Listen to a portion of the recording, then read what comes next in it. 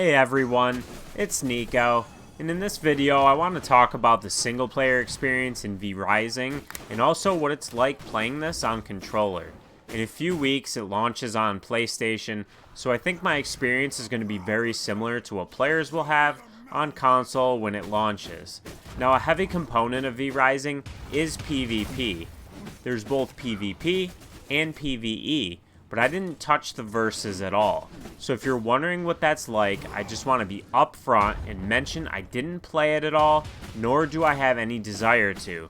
The concept of it just isn't that interesting to me, and I'm willing to bet there's probably a lot of other players that feel the same way. The idea of having to worry about other players destroying my castle that I worked so hard on building just does not sound like a good time. You'll understand why that is a bit better when I get into building and what that's like on a controller, because it's kinda clunky and takes some getting used to. At the time of recording this, I've sunk over 60 hours into V Rising, so I definitely think I'm qualified to give some solid opinions on the game as a whole. When you start out in V Rising, you can customize your vampire's name and look, male or female, cosmetic stuff like that. You'll then wake up from a crypt and have a very brief cemetery-based tutorial section. Now, one thing I want to mention is that the game defaults to you playing on a PvP server, at least as of version 1.02 it does, which hopefully they change, honestly. Certain things that are on by default will add to your time spent grinding, which becomes an issue later on. For example, you can't fast travel with materials by default, which for a while, I had no idea I could load my game manually and gain access to some settings to alter it and change it to PvE and remove anything I deemed annoying like that. Unless you know to check the advanced settings beforehand, you'd never have any idea you could toggle these off, because I certainly didn't. Consider that your heads up and warning to check there before playing if you're looking for a solo or co-op PvE experience. With that small disclaimer out of the way, after leaving the cemetery you have a large open world at your disposal to explore. There's a lot of land plots which can be used to build bases, but if you play solo you'll only be able to build 2 castles max. If you play co-op, each player can have 2, so that'll give you even more fast travel locations to help minimize your travel distances. Your current task will always be shown in the upper left corner, so you know what you should be working towards. Progression is handled in 2 ways, completing tasks and defeating V-Bloods. V-Bloods are bosses that you will need to defeat in order to progress.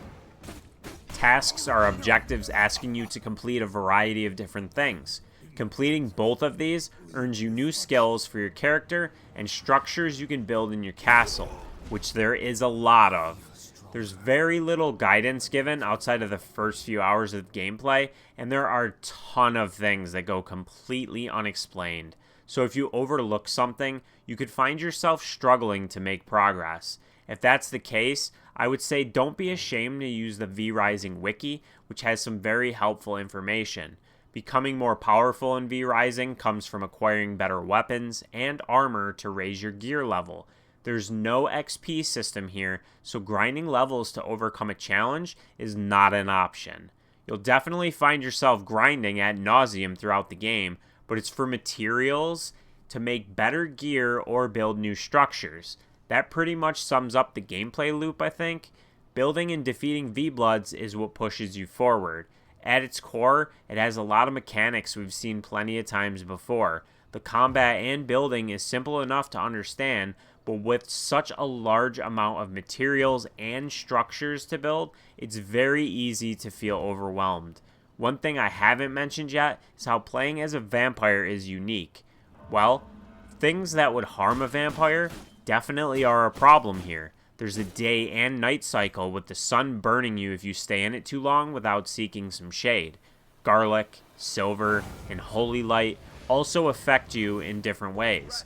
The only part of this I found to be overly annoying is the sun, because there's times when shade is hard to find, particularly during boss fights when the boss inadvertently decimates all the trees. These moments can be frustrating, and you really can't stay in the sun very long before being absolutely scorched. Even if you have a potion active or some gear upgrades, I had a few different instances where I was about to defeat a boss only for it to cycle to day. And in that moment, I either died from the sun or had to retreat to shade, which brought me outside of the boss's range, and their health was fully replenished as it basically serves as a full reset. If you die in V Rising, you can respawn at any unlocked fast travel location or a coffin inside your castle. You won't drop your equipment, but you will drop any consumables and materials you were carrying. By returning to where you died, you can retrieve your goods by collecting the bag you dropped. Another aspect of being a vampire is consuming blood. This is a lot like having a hunger meter in games like Minecraft or Terraria, but here you can feast on enemies close to death.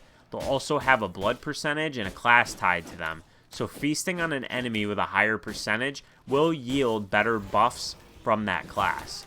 V Rising has a lot of nuances to its gameplay, and I'm not going to cover every little thing, but I wanted to mention these aspects of being a vampire since they affect how it plays.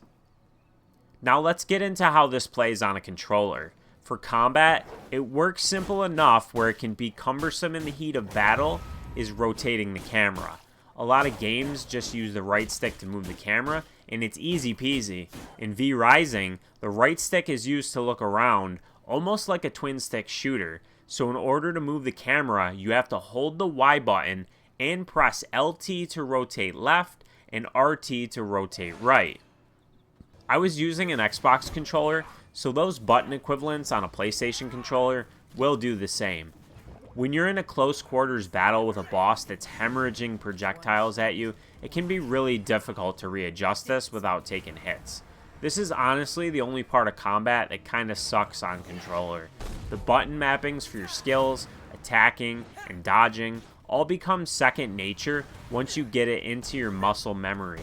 My other main complaint with combat, but this isn't necessarily a controller thing and is just an issue as a whole, is how long the cooldown is on your dodge. Most dodge skills have an 8-second cooldown, which is just ridiculously long. After you commit your dodge, it becomes incredibly difficult to prevent yourself from taking damage to follow up attacks in that window time. I'm not sure why they chose such a long cooldown time, but it really bugged me since I prefer more fast and fluid combat, and here it feels very slow. So that brings us to building. This is easily the worst part about playing on a controller. Not being able to easily take a specific quantity of materials while building, but only being able to split a stack really sucks. But I think that's a problem as a whole and not just a controller issue. Navigating through all the various building menus in your inventory takes a lot of combinations of button presses, which will take you hours to get used to. Not having a cursor to click on what you want, like with a mouse, means a lot of scrolling through objects and items with the D-pad. It's a cumbersome and slow process for sure, and while I can honestly say this is the aspect of the game I enjoyed the least, I also understand that it pretty much has to function this way. There's just way too many actions to be able to map everything to its own button. So it's one of those scenarios where it's not great, but it's as good as it can be, and you just gotta get used to it. The amount of time it takes to navigate through the menus and building is exactly why I wouldn't even entertain the idea of trying PvP. Building an elaborate castle that took a lot of time and effort to make, only to have it get attacked and at least partially destroyed, is not something I want to put myself through. Engaging in combat with other players and having to adjust the camera, which means you can't dodge or attack while doing so, would also just be annoying and frustrating to deal with. Planting seeds to grow different types of crops is a painfully tedious process. First, you gotta build a plot, which means dealing with the building menus. Then, you need to move a seed into your hotbar. Then, you activate it by holding that specific D-pad direction, and then you can plant it into the plot. So if you have a bunch of seeds to plant, you're going to have to keep opening your inventory and moving them into your hotbar in order to plant them. Again, it works, sure, but it's cumbersome and slow. So the less I have to do these things, the better. I think that just about covers how I feel about the nuances of using a controller to play this. I think they did a decent enough job mapping everything to make it as streamlined as possible, but it is overall kind of clunky. It wasn't a deal breaker for me by any means. Again, I understand this is about the best they could do with mapping, but I had to note the issues with it and how it really slows down a lot of the experience for the player using this input method. After 60 plus hours of playing, what do I think of V-Rising overall? Well, it's pretty addicting in the beginning, and I was hooked really early on. But the further you get into it, the more grindy it becomes, especially near the end where I currently am. You need so many different types of materials, and lots of them in order to make some better gear. But not just that, you need to learn the recipes too, which in and of itself can be very time consuming. I'm not the biggest fan of repetition and grinding items, so this part of it really sucked for me. I had to take quite a few breaks and come back the next day because I was getting burned out trying to collect what I needed to in order to craft some new gear. Then eventually I had a lot of materials, but I still didn't have the recipes I knew I needed. It's always something in this game that really hinders your progress. It's unfortunate, honestly. Playing this co-op is definitely the way to go in my opinion, as working with others will really speed up the process. And in a few cases, I called in one of my friends to come assist me. A few of the endgame bosses are pretty insanely difficult solo, and even in co-op. The best part of the game as a whole is that initial venture through the world and exploring the different biomes. Fighting the different V-Bloods is a treat. They all feel very unique and are quite satisfying to defeat. My favorite part by far was a recent addition to the game, and that's a video game hero from my childhood. If you guessed the legendary vampire hunter Simon Belmont, then you guessed correctly. This is one of a few brutally difficult fights towards the end of the game, but I'll be damned if it wasn't fun as hell. Castlevania bias aside though, this was easily my favorite fight in the entire game. I also like that the V-Bloods return after a short amount of time, so you could always battle them again if you want to. V-Rising is a really fun game that has its fair share of quirks and issues, but it's a game that should only get better over time. There's a boatload of content here and different systems to engage in, with some of it being things I didn't even really mention, like jewels for your skills, fishing, the currency in shops, servants and prisoners. I think you get the idea. The developers at Stunlock Studios are consistently improving it and listening to feedback, so hopefully some of the things I didn't like get addressed as time goes on. I would say definitely play it if you don't mind a grind, don't mind being overwhelmed and a bit confused, since very little is explained to you, and also don't mind having to really adapt to a complicated control setup, since cramming all that functionality onto a controller was probably a tough task. It's a game that will keep you busy for many hours, especially if you hop onto a PvP server or have a strong affinity for building and making a really elaborate castle. There's a lot of customization you can do in this game for your character and castles, even more so if you decide to buy any of the DLC for it.